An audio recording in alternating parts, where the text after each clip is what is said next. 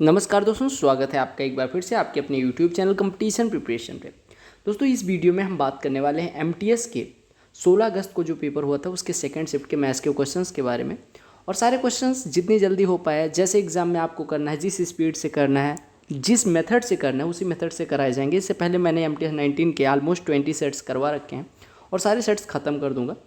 Office जाना रहता है, इस वजह से अभी तक ये ख़त्म नहीं हुए, अदरवाइज़ मैंने अब तक ख़त्म कर देना था। ठीक है, तो चलो स्टार्ट करते हैं। और टेलीग्राम चैनल से जो लोग नहीं जुड़े हैं, 10,000 से ऊपर मेंबर हो गए हैं अपने टेलीग्राम चैनल पे, तो लोग जाके जुड़ जाएं। ठीक है, टेलीग्राम चैनल की लिंक डिस्क्रिप्शन में भी मिल जाएगी। और अगर आपको ऐसे सर्च करना है, लिंक कई बार नहीं काम करती, तो आप कंपटीशन प्रिपरेशन सर्च कर लीजिएगा, चैनल आएगा, 10 के सब्सक्राइबर दिखाएगा, तो वो ज्वाइन कर लीजिएगा। क्योंकि उधर पीडीएफ होता है, या कोई एसएससी अपडेट होती है, या कोई क्लास आती है, तो उसकी पीडीएफ उधर ही मिल जाती है। ठीक है, या कोई अपडेट या कुछ भी मुझे शेयर करने का मन करता है तो उधर कर देता हूँ।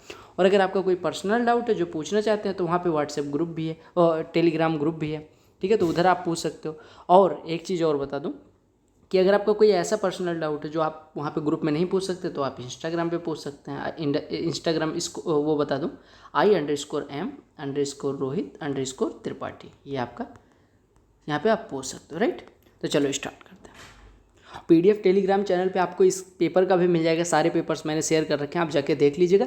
और एमटीएस वालों के लिए कुछ प्लेलिस्ट वहाँ पे मैंने पिन कर दी है, तो आप लोग, अगर आपके पास टाइम है, आपका एग्ज़ाम लेट में है, जिनका एडमिट कार्ड नहीं है उनका आ जाएगा तो पता चल जाएगा, तो आप लोग वो प्लेलिस्ट कंप्लीट करके जाएंगे। ठीक है, सीजीएल सीएचएसएल के जो रिसेंट पेपर्स हुए हैं, जो मैंने कराए हैं, वो सारे इंपॉर्टेंट पेपर्स इसी वजह से मैंने कराए।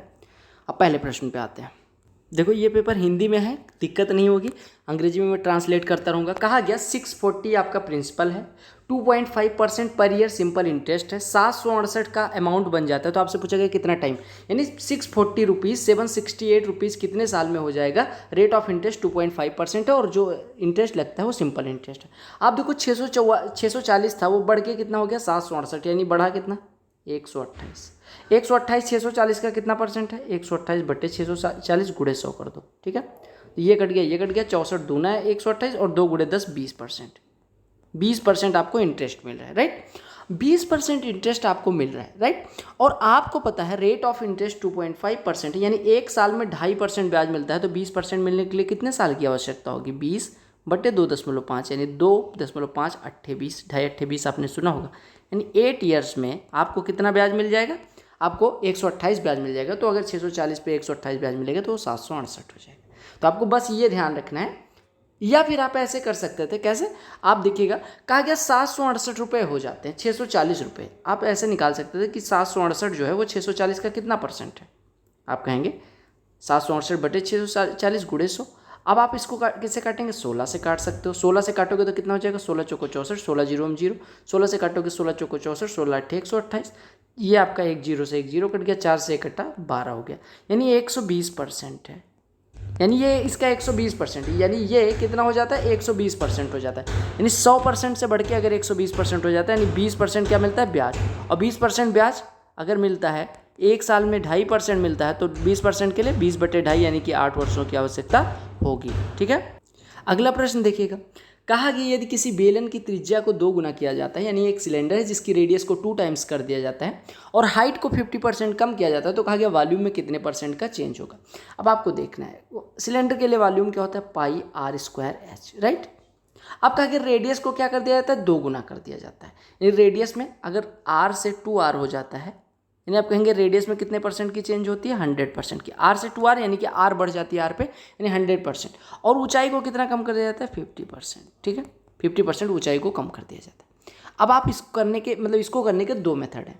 एक तो बहुत सारे मेथड हैं, आप वैल्यू पुट करके भी कर सकते हो। जैसे पहले रेडियस को मान लो 1 था, अभी कितना हो गया, 2 हो गया। ठीक है, ऐसे हाइट को पहले मान लो 2 था, तो अभी कितना हो गया, 1 हो गया, क्योंकि आधा हो गया। तो पहले वॉल्यूम कितना रहा होगा, πr²h, यानी π×r², 1 का स्क्वायर 1 इंटू h कितना है, 2, यानी कि 2π पहले वॉल्यूम था। अभी रेडियस है 2 और हाइट है 1, तो अब वॉल्यूम कितना हो जाएगा, पाई इंटू रेडियस 2 का स्क्वायर, यानी कि 4 इंटू 1, यानी कि 4π।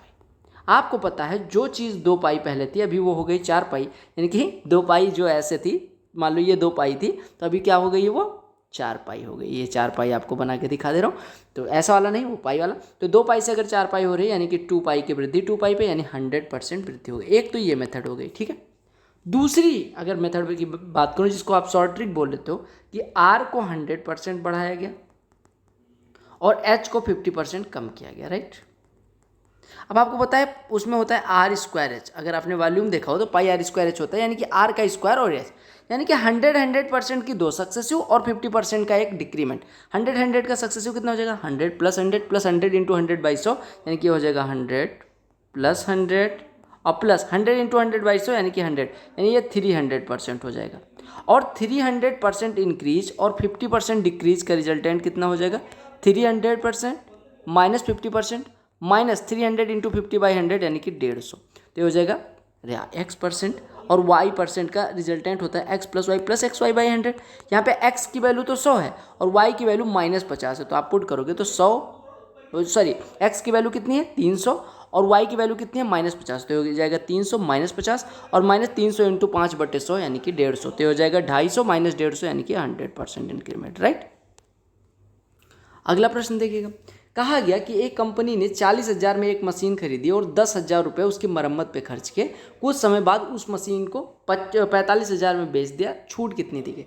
आपको पता है 40,000 में उसने परचेज करा, 10,000 लगाया, यानी कि अभी टोटल कॉस्ट प्राइस की बात करूँ, आपने मान लो कोई मोटरसाइकिल पापा से जिद करके 40,000 में खरीदी, क्योंकि पापा नहीं तो दिलाएंगे नहीं, और नहीं दिला रहे हैं तो अमीर हो, तो फिर आप तैयारी नहीं करोगे, क्योंकि मिडिल क्लास फैमिली ही तैयारी करती है ना।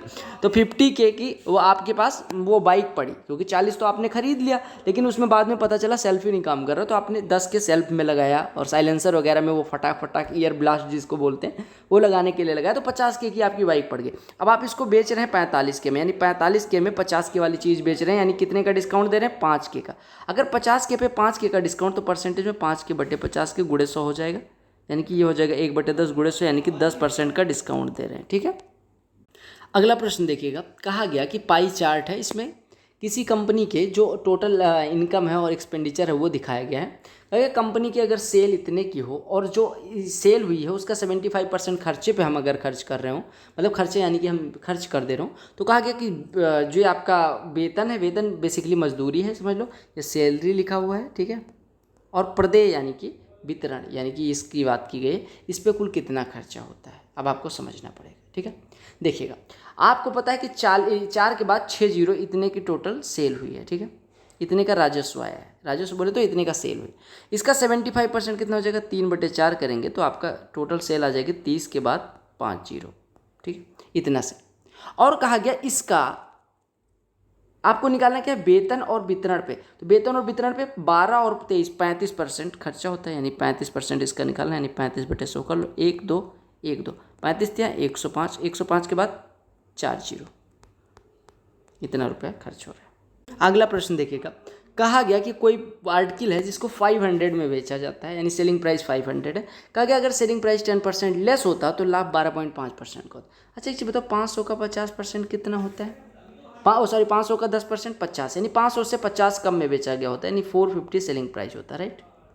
तो कहा गया कितने परसेंट का लाभ होता है 12.5x, 12.5% होता है 1/8 हिस्सा, यानी कि अगर कॉस्ट प्राइस 8 होता तो 1 रुपये का लाभ होता, यानी तब सेलिंग प्राइस कितना होता है, सेलिंग प्राइस तो 9 रुपये होता है, यानी अगर कॉस्ट प्राइस 8 होता तो इस पर 12.5% लेने के लिए हमें 9 में बेचना पड़ता, और यही जो 9 सेलिंग प्राइस है वो वास्तव में 450 के बराबर है, यानी 1 बराबर 50 हो गया, तो आपका कॉस्ट प्राइस ओरिजिनल वाला कितना हो गया 8, यानी 1 बराबर 50 तो 8 बराबर 400। अगला प्रश्न, कहा गया एक छात्र ने 32% अंक प्राप्त किए, 6 अंकों से फेल हो गया, यदि उसने 36% अंक प्राप्त किए होते तो वो 2 अंकों से उत्तीर्ण हो जाता, तो आपको उत्तीर्ण अंक बताएं। देखो एक चीज़ ऐसे समझो, कहा गया मान लो ये पासिंग मार्क्स है, ठीक है, कहा गया 32% मार्क्स जब उसे मिले तो वो पासिंग मार्क्स से 6 मार्क्स कम था, यानी कि 6 मार्क्स कम साइड में। और कहा गया अगर उसे 36% अंक प्राप्त हो जाते तो वो 2 अंकों से उत्तीर्ण हो जाता, यानी ये 2 अंक होते तब, यानी पासिंग मार्क्स से 2 ज़्यादा, यानी अगर आप डिफरेंस लें तो टोटल मार्क्स का 36% माइनस 32% यानी 4% बराबर 6 + 2, यानी कि ये देखो टोटल दूरी कितनी है 8, देखो इतनी 6 है इतनी 2, तो टोटल कितनी होगी 8, यानी जो टोटल मार्क्स का 4% है बेसिकली वो 8 के बराबर है, 4% 8 के बराबर, 4% अगर 8 के बराबर तो 1% 2 के बराबर, यानी कि 100% 200, यानी कि आपका टोटल मार्क है 200। अब अगर टोटल मार्क्स 200 है तो आपको पासिंग मार्क निकालना है, तो पासिंग मार्क आप ऐसे कहें कि 36% से 2 कम है, या आप कहें 32% से 6 ज़्यादा। अगर 200 के 32% की बात करूँ तो 64, उससे 6 ज़्यादा यानी कि 70 पासिंग मार्क्स, ठीक है, या आप ऐसे कहें कि 200 का 36% 72, उससे 2 कम यानी कि 70। अगला प्रश्न देखिएगा, सिंप्लीफिकेशन का आसान सा प्रश्न है। अगर 28 डिवाइडेड बाई दिस वन तो आपको x की वैल्यू निकाली। 28 में 4 से डिवाइड करोगे आएगा 7, 7 गुणे 7 49, प्लस 44 में 4 से डिवाइड करोगे 11 गुणे 7 77, माइनस 12x बराबर 18, यानी 12x बराबर कितना हो गया 49 और 77 कितना हो गया 126 में से 18 घटेगा, 1 मिनट ये देख लो कि कितना हो गया 126 में से 18 घटेगा 108, यानी x बराबर कितना हो जाएगा 12 9 108। अगला प्रश्न कहा गया दो संख्याओं के घनों का अंतर इतना है, संख्या 4:3 के अनुपात में, तो छोटी संख्या का वर्ग कितना है। आप पहली संख्या 4x अगर माने, दूसरी संख्या 3x माने, तो तीन दोनों के क्यूब का डिफरेंस यानी 4x cube minus 3x cube, यानी कि ये 64 हो जाएगा, 27 घटेगा तो कितना आ जाएगा 37, यानी 37x क्यूब बराबर 999 दिया गया है, यानी 37 दूना 74, 37 सत्ते, यानी x क्यूब बराबर 27, यानी x बराबर 3 आ गया। अब x बराबर 3 आ गया तो छोटी संख्या का वर्ग, छोटी संख्या कौन थी 3x, इसका वर्ग 9x स्क्वायर, तो x बराबर 3 तो 9x स्क्वायर बराबर 81 हो जाएगा, राइट। अगला प्रश्न देख लो, कहा क्या गया है, कहा गया कि 10,000 की राशि पर 2 वर्ष के लिए 20% वार्षिक दर पर चक्रवृद्धि ब्याजों में अंतर क्या है जब ब्याजों को क्रमशः अर्धवार्षिक और वार्षिक रूप से लगाया जाता है। ध्यान से देखिएगा, अगर 20% को कंपाउंड इंटरेस्ट को ईयरली लगाया जाए तो रिजल्टेंट कितना बनेगा 20% और 20% का सक्सेसिव, यानी 20% प्लस 20% और प्लस 20 का 20%, यानी कि 4%, ये टोटल आपका 44% इंटरेस्ट मिलेगा, राइट।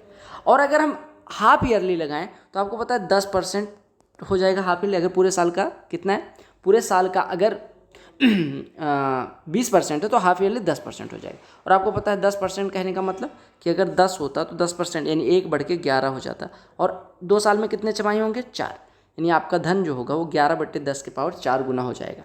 तो आपका टोटल धन कितना हो जाएगा, अगर आप देखें तो 10,000 टोटल धन था, तो अगर हम अमाउंट निकालने जाएँ तो अमाउंट बराबर होता है principal into 1 plus rate by 100 के पावर 4, यानी ये हो जाएगा 10,000। अरे देखो ए बराबर क्या होता है principal into rate 1 plus rate upon 100 into उसके पावर n। तो यहाँ से अगर आप सॉल्व करोगे तो 11 के पावर 4 आएगा, यानी कि 1331 गुणे 11, और ये 1 के बाद 4 जीरो, 1 के बाद 4 जीरो कट जाएगा, यानी आपका कितना हो जाएगा 11 कम 11, 11 33 1 34, 11 33 3 36, 11 का नम 11 1 12, ठीक है 12,641 हो रहा है। एक बार देख लेते हैं, 11 का नम 11, अरे वैसे होता क्या है देखो, अगर हमें गुणा भी करना है 11 से किसी संख्या में तो आप लिखते हैं 1 1 3 4 3 3 6 4 1, 14,641 हो जाएगा, ठीक है। अब आपको पता है कि जो राशि 10,000 थी उस पर 14,641 यानी कि बढ़ता कितना है 4641, 4641 कितने पे 10,000 पे, तो कितना परसेंट 46.41%। पहले 44% ब्याज मिलता था, अब 46.41%, यानी कितना बढ़ा 2.41%, और 10,000 का 2.41% कितना हो जाएगा 241, राइट। तो आपको घबराना नहीं है, बस करते रहे। क्योंकि एक घन जिसकी भुजा इतनी है, यानी कि क्यूब दिया गया है, साइड दी गई है उसका आयतन, तो क्यूब क्या मतलब वॉल्यूम क्या होता है क्यूब का, साइड का क्यूब, 7.5 का क्यूब निकाल लो, तो 7.5 का क्यूब आपको पता है 8 से ये कम है, तो 8 का क्यूब 512, यानी जो भी आंसर होगा 512 से तो कम होगा, यानी ये दोनों नहीं हो सकते। और आपको पता है ये 7 से तो ज़्यादा है, 7 का क्यूब कितना होता है 343, यानी 343 से भी ज़्यादा होगा, यानी 210 से कम तो हो नहीं सकता, तो आपका एक ही ऑप्शन है। अगला प्रश्न देख लो, कहा गया जो पाई चार्ट है इसमें निर्यातक देशों की बाजार हिस्सेदारी, यानी कि जो आपका निर्यात मतलब होता है कि एक्सपोर्ट जो कर रहे हैं, एक्सपोर्ट जो कंट्रीज कर रहे हैं उनका परसेंटेज दिखाया गया, ठीक है। कहा गया यदि देश एक्स की हिस्सेदारी दूसरों की हिस्सेदारी के 40% के बराबर है और देश बी के निर्यात की मात्रा 15 मिलियन है, तो देश एक्स द्वारा निर्यात की गई मात्रा बताओ। देखो देश एक कहा गया, देश एक्स की, देश एक्स कहाँ पे है, यहाँ पे दूसरा देश कहाँ है, अच्छा क्योंकि देश एक्स की हिस्सेदारी यानी देश एक्स की जो पार्टनरशिप है वो दूसरों देशों की 40%, दूसरे देश कितने 20%, इसका 40% कितना हो जाएगा यानी 8%, टोटल 8%। और कहा गया देश बी के निर्यात की मात्रा 15 मिलियन है, देश बी कौन सा है 15% बराबर 15 मिलियन, यानी 1% बराबर 1 मिलियन हो जाएगा। तो कहा गया एक्स द्वारा निर्यात की गई मात्रा, एक्स का भी हमने निकाला था 8%, 1% बराबर 1 मिलियन, तो 8% बराबर 8 मिलियन, तो आपका आंसर कितना हो गया 8 million, right. Time and work का प्रश्न, क्योंकि ए बी सी अकेले कोई कार्य 40, 120 और 36 दिन में कर सकते हैं। ए करता है 40 में, बी करता है 120 में, सी करता है 36 में। एलसीएम ले लो तो कितना हो जाएगा 360, यानी 360 यूनिट टोटल कार्य मान लो, ये 40 दिन में 360, एक दिन में 9, 120 दिन में 360, एक दिन में 3, 36 दिन में 360, एक दिन में 10 करेंगे, ठीक है। अब कहा गया ए और बी एक साथ शुरू करते हैं और 20 दिन तक कार्य करते हैं। ए और बी एक साथ कितना करेंगे, 9 3 12 यूनिट, 20 दिन कर देंगे 240 यूनिट हो जाएगा, यानी अभी बचेगा कितना, 120 यूनिट। और कहा गया सी कार्य को आगे बढ़ाता है, उसे अकेले पूरे करता है। सी एक दिन में करता है 10 यूनिट, तो 120 यूनिट करने के लिए 120/10 यानी कि 12 डेज की आवश्यकता होगी। टाइम एंड वर्क से 2 से 3 प्रश्न आते हैं, तो आप टाइम एंड वर्क अच्छे से करके जाओ, प्लेलिस्ट अपनी चैनल पे मिल जाएगी। क्योंकि ए और बी मिलकर किसी कार्य को 21 दिन में कर सकते हैं, ए और बी 21 दिन में कर सकते हैं, ए अकेला 42 दिन में कर सकता है, तो आपसे कहा गया बी अकेला। अगर ऐसा क्वेश्चन है कि ए और बी मिलके m दिन में, ए अकेला ए दिन में, तो ए और बी बी कितने दिन में करेगा, तो आप कहेंगे ए इंटू एम अपॉन ए माइनस एम, यानी आपका कितना हो जाएगा 21 इंटू 42/21, 42 माइनस 21, तो 21 कट जाएगा, यानी 42 दिन। देख लो, कहा गया 3 4 5 और 6 द्वारा विभाजित होने वाली सबसे बड़ी 6 अंकीय संख्या के अंकों का योग क्या है। अब देखो, सबसे पहले 3 4 5 6 से जो डिविजिबल है नंबर वो निकालो, तो उसके लिए एलसीएम निकालना पड़ेगा। 3 4 का एलसीएम हो जाएगा 12, 12 और 6 का 12, और 12 और 5 का 60, यानी कि 60 सबसे छोटी संख्या हो गई जो कटेगी, इससे डिविजिबल होगी किससे, 3 4 5 और 6। अब 6 डिजिट की सबसे बड़ी संख्या लिख लो, आप कहेंगे 9 9 9 9 9 9, इसको 60 से डिवाइड करो, 60 से डिवाइड करोगे तो एक बार जाएगा, ये 60 आ जाएगा, ये 399 हो जाएगा, 6 बार जाएगा तो ये 360 हो जाएगा, ये 39 हो जाएगा, फिर 9 आ जाएगा ये वाला, फिर 6 बार जाएगा 360, फिर ये 39 बचेगा, फिर ये वाला 9 आ जाएगा, फिर ये 6 बार जाएगा, फिर ये 300 मतलब 39 बचेगा, फिर ये हो जाएगा 399 आ जाएगा, फिर 6 बार जाएगा, यानी कि फिर 39 शेषफल बचेगा। अब आपको पता है कि सबसे बड़ी संख्या में डिवाइड करने पे 60 से 39 शेषफल बचता है, यानी अगर इस संख्या में 39 ना होता तो ये पूरी संख्या 60 से कट जाती, और 60 से अगर कट रही है तो ये किससे कटेगी, 3 4 5 और 6 से भी कटेगी, यानी 39 में से घटा दो, यानी हमारी वो एक्चुअल नंबर हो जाएगी 9 9 9 9 9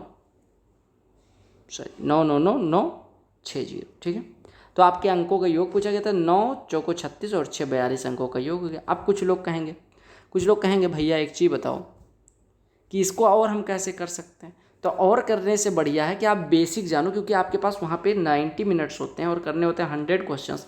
मैथ्स के अगर आप 25 क्वेश्चंस को अगर आप 1 घंटे भी दे दोगे तो आपके पास, या 1 घंटे तो कभी ना देना, मतलब 50 मिनट भी दे लो, या मैं मानूँ कि 45 मिनट एवरेज देते हो, 45 मिनट जबकि बहुत ज़्यादा होगा, तो 45 मिनट अगर दे देते हो तब भी 45 मिनट बचेंगे, 20 मिनट रीजनिंग को, या 25 मिनट मान लो, 20 मिनट में आपके पास इंग्लिश और जीके करने को बहुत एनफ टाइम रहता है, मतलब एनफ टाइम रहता है। सिंप्लीफिकेशन है, कहा गया इसको सॉल्व करना है, तो 2 गुणे 2 4 हो गया, 4 गुणे 4 16 हो गया, प्लस 2x ऑफ 3, यानी कि 1 मिनट, 2x ऑफ 3 की 2 ऑफ 3, तो 2 ऑफ 3 देख लेते हैं। ठीक है, 2 ऑफ 3 यानी कि 6 हो गया, 6 इंटू 6 36 हो गया, माइनस 7 इंटू ये 4 में 2 से डिवाइड करेंगे 2 2 प्लस 5 7 हो जाएगा, तो 4 16 20 और 36 56 माइनस 49, यानी कि आपका आंसर 7 हो गया, तो ये x नहीं होगा। कहा गया प्रथम 7 अभाज्य संख्याओं की माध्यिका बताओ। अब माध्यिका निकालनी है आपको, तो माध्यिका कैसे निकलती है, माध्यिका होती क्या है, यानी आपको मीडियन कैलकुलेट करनी। अब प्रथम 7 अभाज्य संख्या लिखो। प्रथम 7 अभाज्य संख्याएं कौन सी हैं, आपको पता है सबसे छोटी अभाज्य संख्या 2, तो 2 हो जाएगी, 3 हो जाएगी, 5 हो जाएगी, 7 हो जाएगी, 11 हो जाएगी, 13 हो जाएगी, 17 और 19, ये हो जाएंगी कितनी, अच्छा 7 ही चाहिए था, तो 7 ही हो गया। ठीक है, अब पदों की संख्या 7 है, मीडियन क्या होती है, अगर पदों की संख्या n ऑड हो तो ये होता है मीडियन m बराबर होता है n+1/2 टर्म, n+1/2 टर्म, तो n की वैल्यू 7, 7 प्लस 1/2 यानी कि 8/2, यानी फोर्थ टर्म जो है वो मीडियन हो जाएगी, यानी मीडियन कितनी हो गई 7। समझ आ गया। ये प्रश्न देख लो, ये टफेस्ट पेपर है। ठीक है, कहा कि किसी परिवार में 2 दादा दादी, 2 माता पिता और 4 बच्चे हैं। ठीक है, 2 साल पहले दादा दादी की औसत आयु 72 वर्ष थी, 1 साल पहले माता पिता की औसत आयु 36 वर्ष थी, वर्तमान में बच्चों की औसत आयु 12 वर्ष है, परिवार की वर्तमान औसत आयु कितनी है, ध्यान से देखिएगा। क्योंकि 2 लोग हैं दादा दादी, मतलब 2 दादा दादी नहीं, दादा दादी को मिला के 2, माता पिता 2, मतलब कि माता 1 पिता 1 और 4 बच्चे हैं। ठीक है, देखो कहा कि 2 साल पहले दादा दादी की औसत आयु 72 वर्ष थी। अगर 2 साल पहले औसत आयु 72 थी तो अभी कितनी होगी, 72 + 2 यानी कि 74। ये कौन है, दादा दादी, मैं डी लिख दे रहा हूँ। ठीक, कहा कि 1 साल पहले मम्मी पापा यानी पेरेंट्स की अगर 36 थी तो अभी कितनी हो जाएगी, यानी कि मम्मी पापा, अगर पेरेंट्स की बात करूँ तो एवरेज एज आप कितनी हो जाएगी, 36 + 1 37। और वर्तमान में बच्चों की आयु 12 वर्ष है, यानी कि 4 बच्चों की आयु 12 वर्ष है। तो अगर मैं कुल आयु निकालने जाऊँ तो दादा दादी की कितनी हो जाएगी, 74 औसत आयु है, यानी दोनों के मिला के 2 × 74 यानी 148 हो जाएगा। प्लस माता पिता की औसत आयु 37 वर्ष है, यानी कि इनकी कुल आयु कितनी हो जाएगी, 37 दूना 74 हो जाएगी। प्लस 4 बच्चों की औसत आयु 12 है, यानी टोटल है 4 गुणे 12 यानी 48 हो जाएगी। और बटे कुल कितने मेंबर बने, तो 2 यहाँ 2 यहाँ 4 और 4 यहाँ 8। अब इसी को जोड़ लेना है, तो 8 से अगर 8 4 12 8 20 के 0 हासिल आए, 2 4 2 6 7 13 4 17 और 1 1 2। अब 8 से काटना है, 8 3 24 हो जाएगा, या 3 30 हो जाएगा, 8 3 24 हो जाएगा, 6 60 हो जाएगा, 8 7 56 8 5 40, यानी 33.75 वर्ष औसत आयु हो जाएगी। अगला प्रश्न, कहा गया कि जो बार ग्राफ है उसमें 2013 से लेकर 18 तक के किसी देशों द्वारा एक्सपोर्टेड जो अनाज की मात्रा है वो दिखाई गई। तो कहा गया अधिकतम निर्यात और न्यूनतम निर्यात में से कितना प्रतिशत अधिक है। अधिकतम निर्यात जो है वो अधिकतम कौन सा, ये वाला, और न्यूनतम कौन सा, ये वाला। तो आपको ये ध्यान रखना है, अधिकतम वाला है 22,500 मेरे ख्याल से, ठीक है। 1 मिनट, अच्छा सॉरी, न्यूनतम यहाँ पे है, ठीक है। 1 मिनट, न्यूनतम कहाँ पे, यहाँ पे। ये कितना है, ये आपका है 18,75,0 और अधिकतम कहाँ पे है, यहाँ पे 37,500। तो ये इससे कितना ज़्यादा है, आप कहेंगे 18,750 कम इतना और दूना इतना, यानी एक सबसे कम वाला है और सबसे ज़्यादा वाला 2 है, यानी कि कितना ज़्यादा, एक पे 100%। कहा गया ABCD को इस अनुपात में लाभ बांटना है। न्यूनतम और अधिकतम के बीच का अंतर, न्यूनतम अधिकतम यानी कि मैक्सिमम और मिनिमम के बीच का अंतर 15 - 4 11 बराबर आपको दिया गया 22,000। अगर 11 वास्तव में 22,000 के बराबर है तो 1 बराबर 2,000 हो जाएगा। तो आपसे कहा गया कि अन्य अनुपातों का योग क्या है। 1 बराबर 2,000, तो बाकी सबका योग बताना है, तो बताइए, यानी सम बताना है। तो 4 8 12 और 11 23 और 15 23 और सॉरी इनको छोड़ के पूछा गया। तो अन्य अनुपातों को अगर पूछा गया तो A और D को छोड़ देंगे, यानी 8 11 19 पूछा गया। अगर 1 बराबर 2 के है तो 19 बराबर 19 दूना 38 के हो जाएगा, राइट। कहा क्या गया, 2 हवाई जहाज़ों की गतियों का अनुपात। अगर पहला हवाई जहाज़ 3 घंटे में इतना, तो दूसरे हवाई जहाज़, अब देखो दोनों हवाई जहाज़ की जो स्पीड है उसका रेशियो 7:15। अगर पहला 3 घंटे में 1050, यानी 1 घंटे में, यानी इसकी स्पीड कितनी हो जाएगी, दूरी बटे समय, यानी 1050 बटे 3 यानी कि 350 पहले की स्पीड। जिसका रेशियो 7 है वो वास्तव में 350 के बराबर है, यानी 7 रेशियो 350 के बराबर, यानी 1 रेशियो 50 के बराबर। तो 15 रेशियो कितना हो जाएगा, 15 × 50 यानी कि 750, यानी दूसरे की चाल भी आ गई। ये देखो अगर 0.8 और x का जो रेशियो वही 5:8 होना चाहिए, यानी बेसिकली ये प्रोपोर्शन का क्वेश्चन। प्रोपोर्शन क्या कहता है कि इसका प्रोडक्ट बराबर इसका प्रोडक्ट, यानी 5 × x 5x बराबर 8 × a 0.8 यानी 6.4। तो x बराबर कितना हो जाएगा, 5 × 5 1.28 हो जाएगा। कहा गया कि कोई सिलेंडर है जिसका वॉल्यूम और वक्रपृष्ठ क्षेत्रफल के बीच में जो अनुपात है वो 14:1 है। क्योंकि अगर ऊंचाई 50 है तो बेलन का आयतन कितना है, अब ध्यान से देखिएगा। अगर मैं बात करूँ सिलेंडर के लिए वॉल्यूम की, तो ये होता है πr²h। अगर मैं इसके वक्रपृष्ठ क्षेत्रफल की बात करूँ तो 2πrh होता है, राइट। इसका रेशियो दिया गया है कितना, 14:1, ठीक है। एच तो कट गया, इससे हमें कोई मतलब नहीं है। बेलन का आयतन निकालना है, तो आप पहले देखो पाई से पाई कट गया, आर से आर कट गया, यानी r/2 बराबर 14 है, यानी कि r बराबर 28 हो गया। अब आपको r पता चल गया, आपको ऊंचाई पता ही है, तो आपको वॉल्यूम कितना हो जाएगा, पाई 22 मतलब पाई यानी 22/7 गुणे r² 28 × 28 और गुणे h कितना है 50। 7 से 1 कटा 4, 50 चौको 200 और गुणे 28 × 22 कितना होता है 616। 616 दूना 1232, इसके बाद 2 0 लग जाएगा, ये आपका हो जाएगा। तो आपको यहाँ पे 2 फार्मूले याद रखने थे, एक वॉल्यूम का और एक सरफेस एरिया का। अब मुझे कमेंट में बताइएगा कि टोटल सरफेस एरिया का फार्मूला क्या होता है। रहने दो, नहीं तो आप लोग बताओगे भी नहीं, ये ध्यान से देख लो। 2πr × h + r होता है। तो टोटल सरफेस एरिया किसके लिए, सिलेंडर के लिए। कुल पृष्ठ क्षेत्रफल किसके लिए, बेलन के लिए।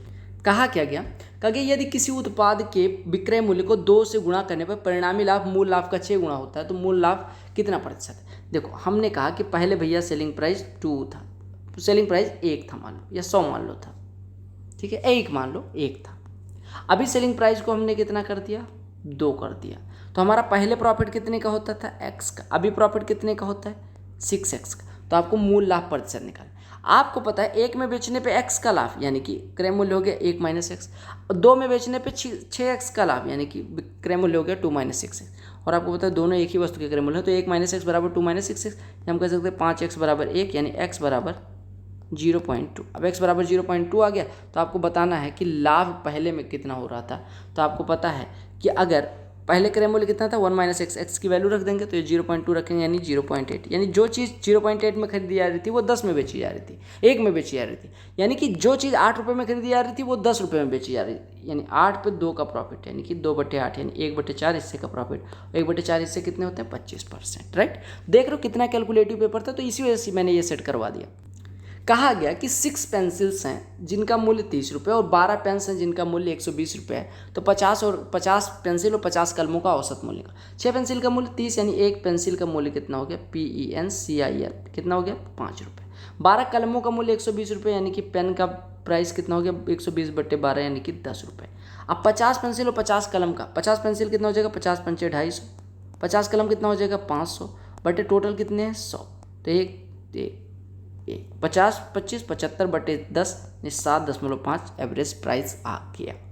अगला और अंतिम प्रश्न इस सेट का, और आई होप आपको सारे क्वेश्चन समझ में भी आए होंगे, क्योंकि समझ में अगर आ गया तो मज़ा आएगा, अदरवाइज कोई फ़ायदा नहीं है पढ़ाने का और आपके पढ़ने का। लगे एक आदमी यात्रा पर निकलता है, उसने 16 घंटों तक यात्रा करी। लगे दूरी का पहला आधा भाग उसने 40 से और दूसरा आधा भाग 60 की गति से तय करा, उसने कुल कितनी दूरी तय करी। ध्यान से देखिएगा, हम मान लेते हैं भैया कि अगर देखो अगर वो पहला आधा हिस्सा 40 से चलता है और दूसरा आधा हिस्सा 60 से चलता है, तो उसके द्वारा मैं पहले इसको 2 मेथड से करवाता हूँ, पहले बेसिक से करवा देता हूँ, तब दूसरी मेथड जो मैंने अभी तक शायद नहीं करवाई होगी, और बहुत आसान सा। देखो 16 घंटों में पहला आधा 40 से दूसरा 60। अब आपको क्या काम करना है 40 और 60 का लेना है एलसीएम, कितना हो जाएगा 2400। आप मान लो मतलब हो तो जाएगा 1200, लेकिन आप मान लो 2400 टोटल दूरी है। 2400 अगर टोटल दूरी है तो 1200 पहला आधा हो गया, 1200 दूसरा आधा।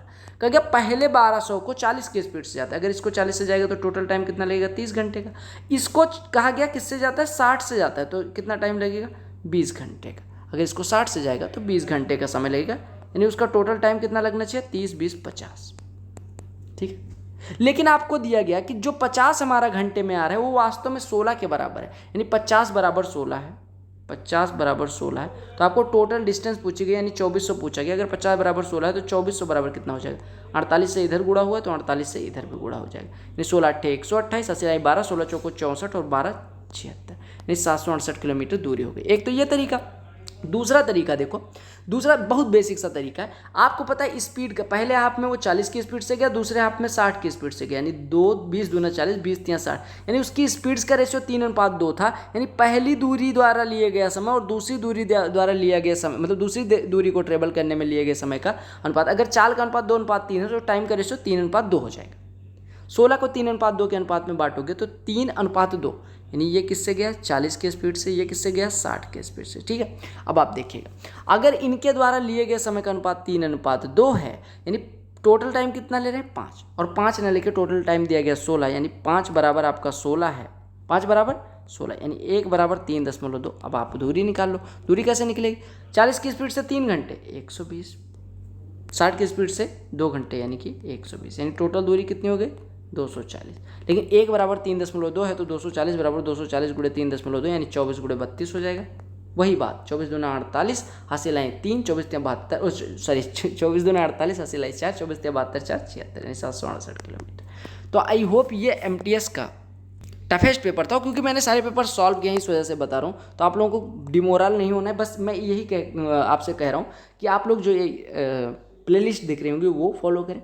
दूसरी चीज़ आपको बहकावे में नहीं आना है, 10 दिन अपने आप को कॉन्फिडेंट रखना है। आज मैंने इसी वजह से एक वीडियो डाल दी थी 2-3 मिनट की, आपने देखी भी होगी 3-4 मिनट की थी, ठीक है। तो आपको बस ये टफेस्ट शिफ्ट को अच्छे से देख लेना है, और मैंने कैसे सॉल्व किया इसी वजह से मैं एकदम बेसिक से गया, जो शायद आप एग्जाम में मेथड्स लगा पाओ, ठीक है। टफेस्ट शिफ्ट ईजीएस्ट मेथड, ठीक है। तो बस आपको बस इतना ध्यान रखना है बस, और बाकी कुछ नहीं, पढ़ते रहो लालो, और जल्दी ही सिलेक्शन हो जाएगा, है ना।